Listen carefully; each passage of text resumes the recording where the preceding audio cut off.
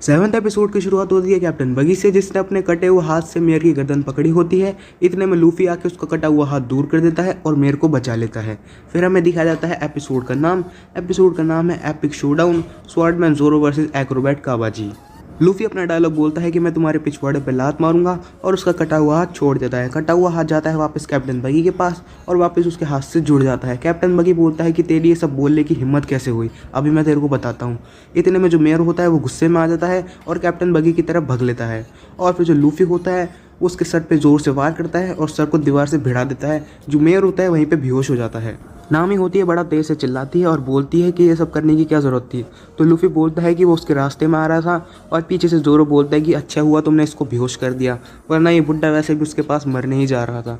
नामी बोलती है कि ये सब करने के और भी बहुत सारे रास्ते थे। तो लूफी बोलता है कि अब चलो छोड़ो, अब जो हो गया वो हो गया। तो लूफी बोलता है कि अब मैं इसको देखता हूँ। ये सब करने के बाद लूफी बहुत तेज़ से चिल्लाता है बड़ी नाक कैप्टन बगी के लिए और उसकी बेइज्जती करता है सबके सामने। जो कैप्टन बगी होता है बड़ा गुस्से में हो जाता है और उसके क्रू मेंबर सारे हंसने लग जाते हैं। और फिर पीछे से नामी बोलती है कि ये सब करने की क्या ज़रूरत थी, वो तेरे को छोड़ेगा नहीं अब। कैप्टन बगी होता है वो अपनी बगी स्पेशल तैयार करता है और फिर लूफी बोलता है कि तुम चलो इधर से निकल जाओ, मैं इसको देखता हूँ। और फिर लूफी कैप्टन बगी से चिल्ला के बोलता है कि ये सब चीज़ें मेरे पे काम नहीं करती। जैसे ही कैप्टन बगी अपनी बगी स्पेशल को चलाता है वैसे लूफी अपना पेट बड़ा कर लेता है और बगी स्पेशल को अपने पेट के अंदर लेता है और वापस फेंक देता है उसी की डायरेक्शन में। और जो कैप्टन बगी का क्रू होता है और उसका पूरी छत होती है वो सारी उड़ जाती है। ये सब देख के नामी बड़ा हैरान होती है और चिल्ला के बोलती है आखिर तुम इंसान भी हो या क्या हो। लूफी बोलता है कि इस अटैक से उसका आधा क्रू तो उड़ ही गया होगा और शायद कैप्टन बगी भी। इतने में नामी होती है वो लूफी पे चिल्ला रही होती है और उससे पूछती है कि तुम आखिर कैसे करते हो, मेरे को बताओ। और फिर जो कैप्टन बगी होता है वो आता है अपने 2 पायरेट्स को हाथ में लेके। और फिर जो उसके 2 पायरेट्स होते हैं वो बुरी तरह से घायल हो चुके होते हैं और कैप्टन बगी पीछे सेफ होता है।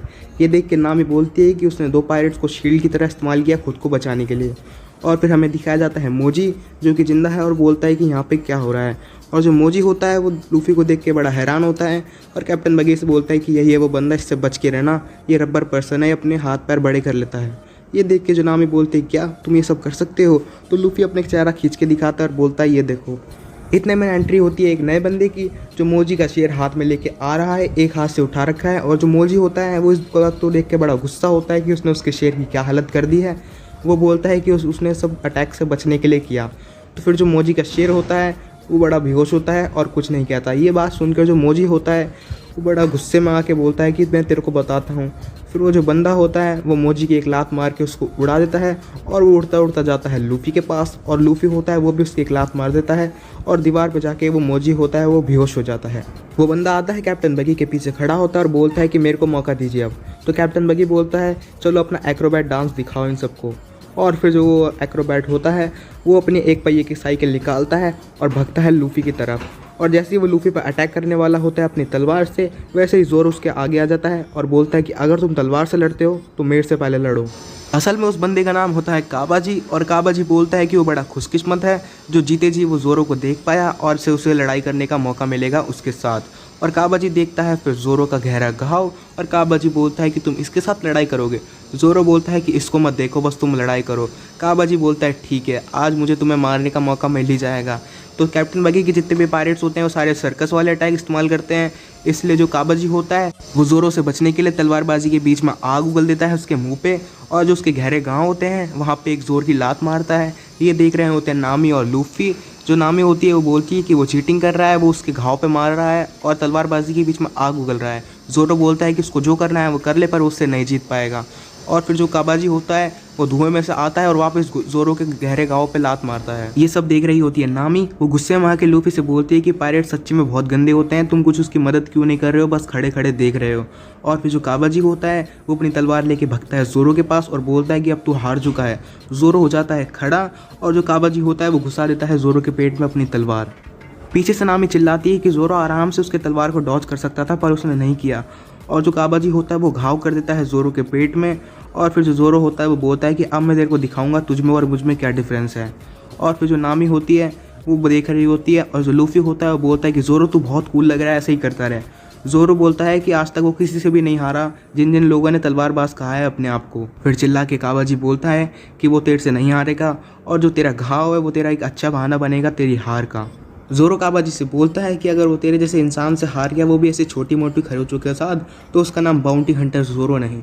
और अब पकड़ता है एक मुंह में तलवार और हाथ में रखता है 2 तलवार अपने 3 स्टाइल को इस्तेमाल करने के लिए।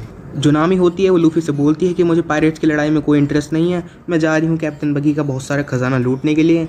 और फिर जो लूफी होता है वो बोलता है नामी को जल्दी से लूट के आना, और फिर उसको करता है बाय। फिर दिखाया जाता है काबाजी को, जो कि अपना स्पेशल अटैक इस्तेमाल कर रहा है टॉप्स वाला। और फिर हमें दिखाया जाता है नामी जो पहुंच चुकी है कैप्टन बगी की शिप पे।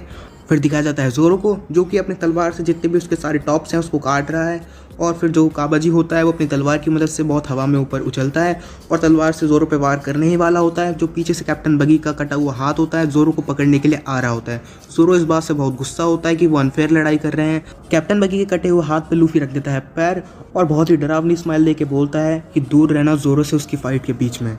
फिर दिखाया जाता है कैप्टन बगी की शिप का सीन, जहाँ पे नामी पहुंच चुकी है और कैप्टन बगी का सारा खजाना है, नामी उसको ढूंढ चुकी है बड़े आराम से।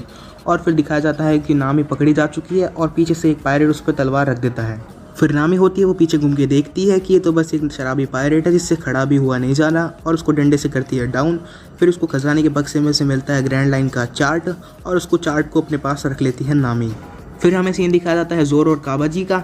जो काबाजी होता है उसने ज़ोरो की बहुत ही बुरी हालत कर रखी होती है और काबाजी बोलता है कि वो इम्प्रेस हुआ कि वो इस घाव के साथ भी लड़ पा रहा है।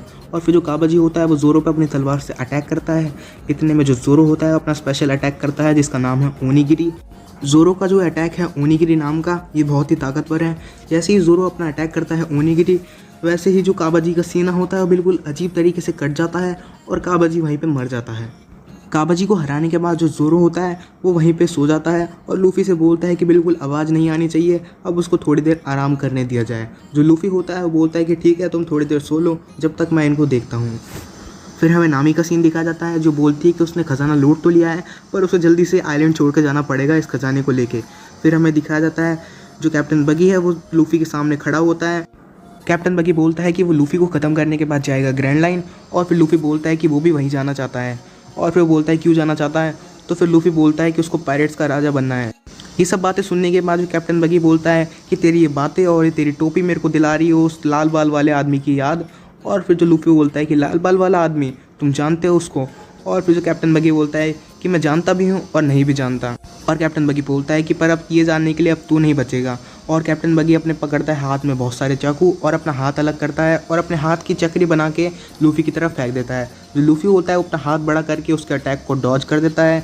और फिर लूफी अपनी गम पिस्टल से जैसे ही कैप्टन बगी पर अटैक करता है वैसे ही अब कैप्टन बगी अपनी गर्दन को अलग कर लेता है और लूफी जाता है कचरे के ढेर में और वहाँ पे उल्टा गिर जाता है। लूफी खड़ा होने के बाद बोलता है कि तुम कब तक अपने शरीर को अलग अलग करते रहोगे मेरे से बचने के लिए। और फिर जो कैप्टन बोलता है कि तूने भी शायद डेविल फ्रूट की ताकत को इस्तेमाल करना अच्छे से सीख लिया है। जो कैप्टन का हाथ होता है चाकू वाला हो जाता है लूफी की तरफ, पर लूफी उससे बच लेता है और लूफी से बचते टाइम गलती हो जाती है और जो उसकी टोपी होती है उसमें एक स्क्रैच आ जाता है। लूफी इस बात से बहुत गुस्सा होता है और बोलता है कि कमीने अब तेरे को मैं छोड़ूंगा नहीं।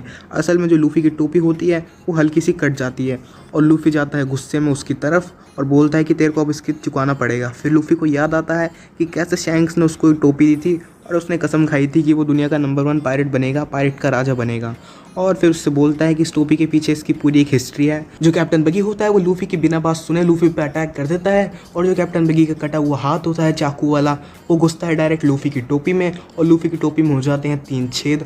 और जो लूफी होता है जब उसको याद आता है कि शैंक्स ने उसको टोपी दी थी और शैंक्स की जो यादें होती हैं वो लूफी के दिमाग में छा जाती हैं। वो याद करता है कि शैंक्स ने कैसे उसको बचाया था और उस पर भरोसा करके उसको टोपी दी थी और बोला था कि इस टोपी को कुछ भी नहीं होना चाहिए, ये मेरे लिए बहुत कीमती है। टोपी मिलने के बाद जो कैप्टन बगी होता है वो लूफी से बोलता है क्या यह है तेरा खजाना, एकदम घिसा पिटा।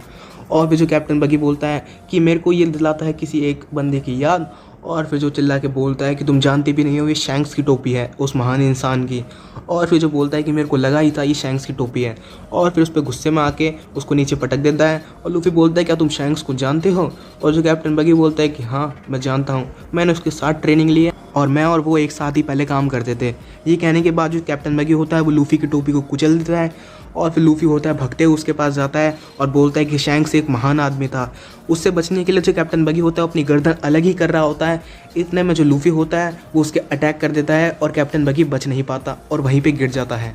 उसको गिराने के बाद जो लूफी होता है वो बिल्कुल उस पर चढ़ जाता है और बोलता है कि शैंक्स से अभी माफ़ी मांग और बता कहाँ पे है शैंक्स। और फिर जो लूफी होता है वो वापस अपनी टोपी की तरफ देखता है और बोलता है कि तूने पता नहीं क्या किया है शैंक्स की टोपी के साथ। और कैप्टन बगी फिर गुस्से में आके बोलता है कि उस आदमी को वो कभी माफ नहीं करेगा और जिंदगी भर शैंक्स को गाली देता रहेगा। और फिर जो 7th एपिसोड होता है वो इसी मिस्ट्री के साथ यहीं पे खत्म हो जाता है।